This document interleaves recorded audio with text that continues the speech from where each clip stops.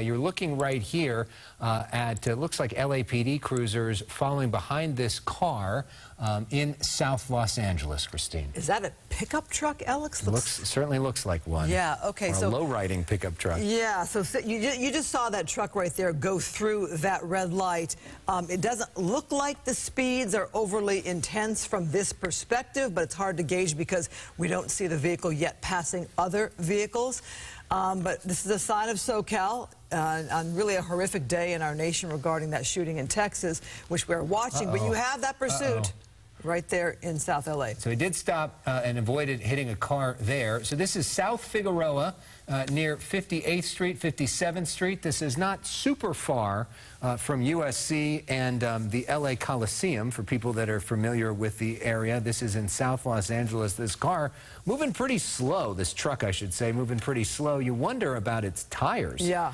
Based off of the way that it's moving, it looks like one of their tires may be down on the back of the vehicle, but yet it continues to drive on a pretty open Figueroa. Yeah, you question whether that tire had some damage ahead of time, or it's an older vehicle, or were they able to get a spike strip out there before we picked up the pursuit. Don't have a lot of information on this one. Not exactly sure why this vehicle was wanted in the first place. You see a number of law enforcement right there with a clear signal they want this vehicle to come to a stop. Did it stop here? You see the way police are positioning up there. Perhaps the vehicle has stopped. Doors are open right there. Doors are open. Yeah, obviously tough for us to tell based off of the position of where Sky Fox is right now. If this pursuit is over. Okay, back on. It seems like that is now a trend that we've witnessed a few times. What you don't know, of course, is this driver under the influence of anything? Could he be mentally disturbed? What would lead somebody to drive like this? Kind of strange driving technique so far.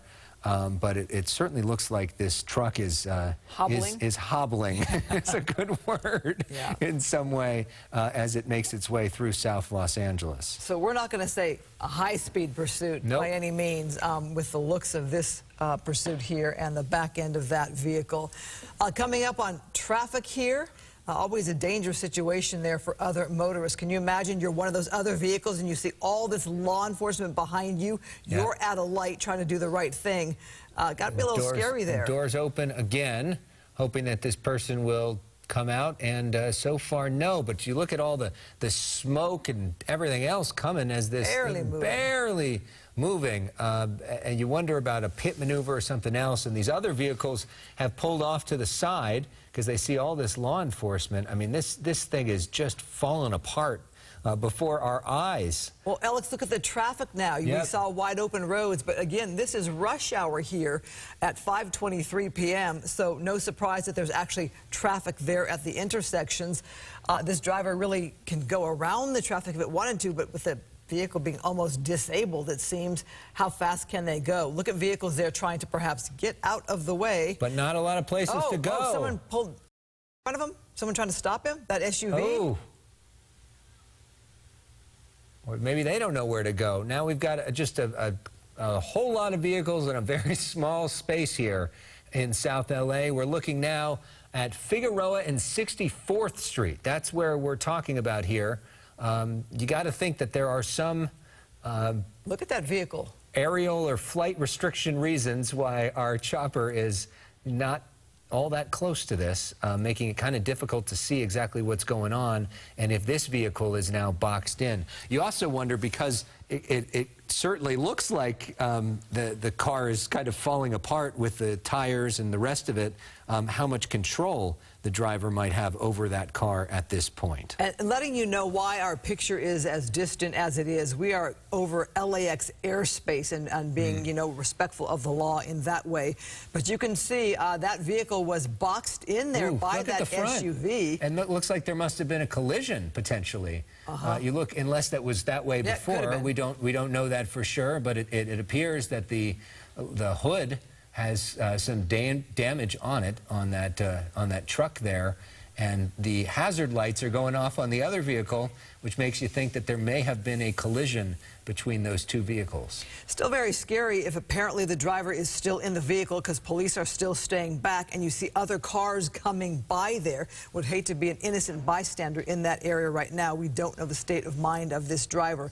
Again, our picture is the way it is because of LAX airspace. We're trying to bring you as much coverage of this pursuit as we can, getting as close as we can with respect to that. And this also gives you a sense of how close we are to the freeway. It's probably the 110 freeway there. I would imagine that's nearby where you see traffic moving as well. And as you could see that as the driver got closer to the freeway on Fig, there is more traffic in that area, as you would expect, as people are trying to get onto the freeway after a long day of work in this 5 o'clock hour. You have to wonder how far this driver thought they were going to go with that vehicle seeming to be a little bit disabled there on the right-hand side with smoke coming out of the back. The tire perhaps having some problems, not even able, it appears, to go at any kind of high speed at all. Perhaps it's one of the situations where the person has been in custody before. Yeah, look at that bus behind there, too. Just riding it out because they didn't want to get arrested. Well, you also wonder, Christine, about engine problems as well, based off of the hood of that vehicle. Clearly sustained some damage. And you wonder if the engine itself sustained some damage, and that might have been some of the reason that we saw some of the smoke. Is the truck moving again? It looks like it is. It's hard to tell based off the fact that Skyfox is moving, but it looks like the wheels are moving. Look at all that smoke coming from that truck as it now continues on in this slow-speed, sort of bizarre pursuit through the streets of South LA. This driver refusing to give up, despite the fact that his stolen now truck. Okay, there is a spike strip. There we go. Spike strip, which may have damaged another tire on this. The thought is that they stole this vehicle. And Christine, whenever there's a stolen vehicle, the challenge is that the driver may be, watch out, unfamiliar with the vehicle, and they may be unfamiliar with who's driving it, because it's not like you can just look at the plates and look them up, because clearly it's not his vehicle. You can tell by the way that driver is trying to maneuver everybody else. That vehicle that there's some damage to the tires. That vehicle is picking up speed, though, compared to what we've seen before. That driver clearly wanting to get away from law enforcement. Again, lots of traffic as we near 5:30 here. Making a turn here, and it's going to get stuck. The wheel's stuck. Will this guy just give up already? People on the side of the street there, the sidewalk there. Because you feel for everybody else, and look at the pedestrians nearby as well, trying to get out of the way. You feel for everybody else because driving that car, which is so badly disabled, you can't have that good a control over that vehicle, and that could spin out and hit anybody else on the road, including pedestrians. So fire! Look at the tire. The truck is literally on fire. Will this person finally get out of the vehicle with his hands up and turn himself in? Well, here's the